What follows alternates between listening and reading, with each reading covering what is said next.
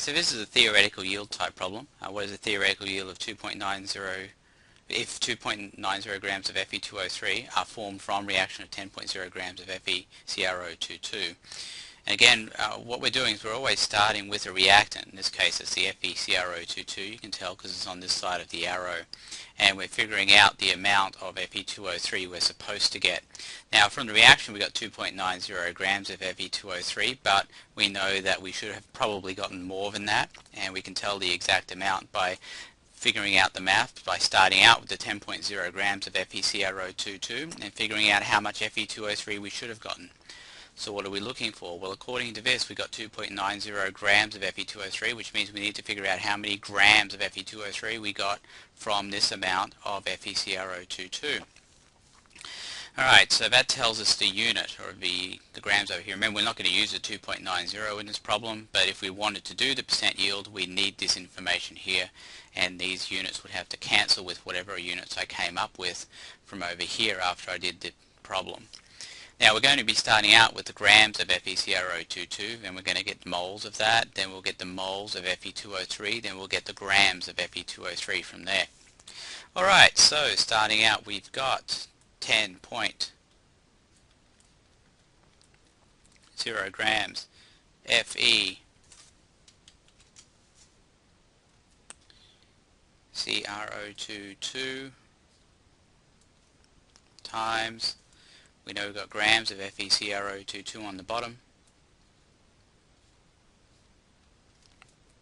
We'll have moles of FeCrO22 on top.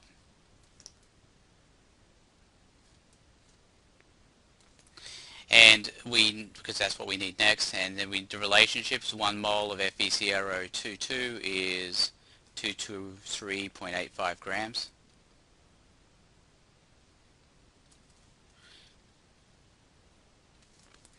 We know that moles of FeCrO22 needs to go on the bottom, so it can cancel out. And the moles of Fe2O3 will end up being on top. Relationship between those we get from the reaction, we've got 4 moles of that, and we've got 2 moles of that. I'm running out of room here, so I'll put times and then a line. We know that the moles of Fe2O3 go on the bottom. That cancels with these moles up here, and we know grams of Fe2O3 will go on top. And the relationship here is going to be with the molecular weight. 159.70 grams of that is equal to 1 mole of that. And that's going to give us 3.57 grams of Fe2O3. So that's the theoretical yield. That's the amount of Fe2O3 we should have gotten from this reaction. Unfortunately, we didn't get 3.57 grams. We got 2.90 grams of Fe2O3. If I wanted to go one step further and get the percent yield, here's what I would do. I'd do 2.90 grams of Fe2O3, which is given in the problem, and divide that by what we should have gotten, which was 3.57 grams of Fe2O3 multiplied by 100%. So from here you can see the necessity of making sure that the units we get for the 3.57 grams of Fe2O3 match what we have here, so the grams of Fe2O3 cancel.